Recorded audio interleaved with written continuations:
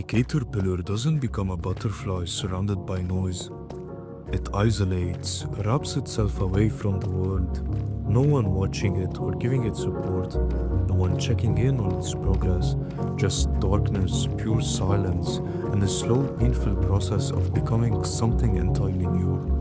And in that space alone, with nothing but itself, it transforms into something majestic with wings. Something that can fly. Something that doesn't even resemble what it used to be. Everyone feels loneliness. We run from it like it's a disease. We distract ourselves from it with noise, people, content, notifications, and anything that keeps us from sitting alone with our own thoughts. We scroll for hours just to avoid the silence. We text people we don't even like just to feel some connection.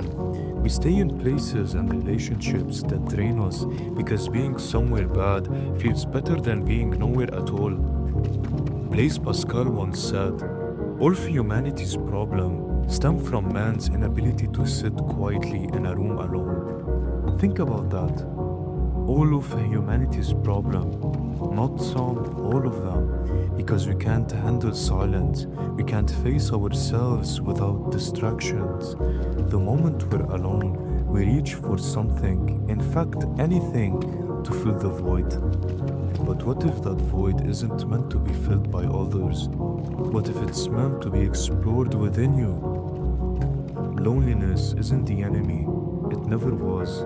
Wasting it is. Running from it is. Numbing it instead of using it is. I had parents, they were present. I had friends, people I hung out with. But presence isn't the same as connection. Proximity isn't the same as understanding. You can be surrounded by people and still feel like no one truly sees you, like you're speaking a language nobody else understands, like you can't be the real you. Most of my friends were neutral. They didn't mock me, but they didn't really get it either. Some thought my ideas were unrealistic.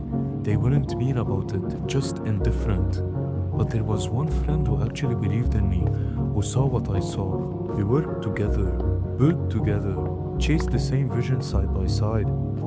And that one person made a difference. But one person believing in you doesn't erase the silence from the rest. It just makes you realize how rare real connection actually is. And that's when I learned something that changed everything. You cannot count on anyone to solve your own problems. That's not their job, nor their responsibility. It's yours and yours alone. Some things that you have to figure out alone. Some battles you have to fight by yourself.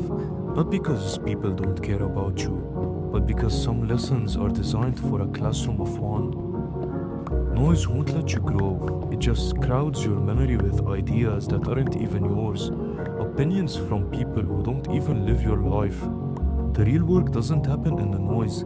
It happens in the silence. When you finally sit down with yourself, when you stop running and start facing, when you address the things you've been avoiding and accept them for what they are. That process isn't pretty. Loneliness didn't just build me. It breaks you at first. I was forced to grow up earlier than I should. Handling responsibilities no kid should carry. And I hated it.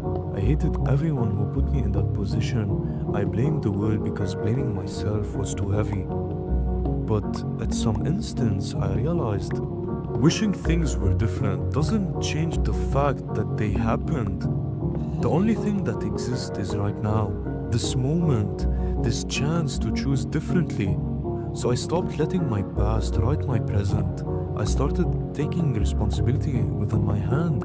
I started reshaping how I view my story, not as a tragedy, but as a lesson, not as a curse, but as a curriculum. The loneliness wasn't trying to destroy me, it was trying to develop me. Most people waste their loneliness.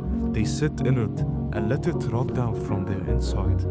They get bitter, they isolate not to grow, but to hide.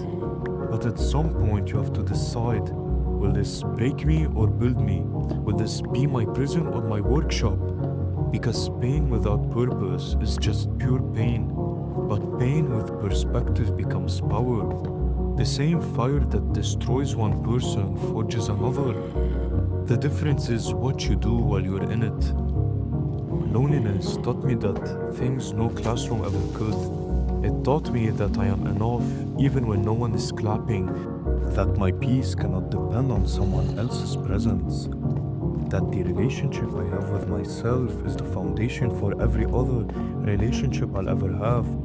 Michel de Montaigne once wrote, "The greatest thing in the world is to know how to belong to oneself." Real belonging starts inside, when you can sit in a room by yourself and feel at home, when you don't need anyone else to complete you because you're already whole. Some of you watching this are in the loneliest season of your life. No one's checking in. You go home to silence, wake up to silence, and it feels like the world forgets you exist. This season is not wasted unless you waste it, unless you take the option to not build from it. Use this time, build in silence, work on yourself when no one is watching. Become someone in the dark so that when the light finally comes, you're ready for it. Stop waiting for people to show up and start showing up for yourself. Because you are enough right now, just as you are. The caterpillar doesn't transform in public, it transforms alone, wrapped in darkness. And when it finally emerges, it doesn't crawl anymore, it flies. That's what loneliness can do for you if you let it. It can give you wings you didn't know you were growing. So let nature take its course. So if you're lonely right now, don't waste it. This is your cocoon. This is where the real transformation happens. One day you'll look back and realize it wasn't the breaking of you, it was the making of you. Loneliness is a gift most people waste. So don't be most people. Let it be your own blessing.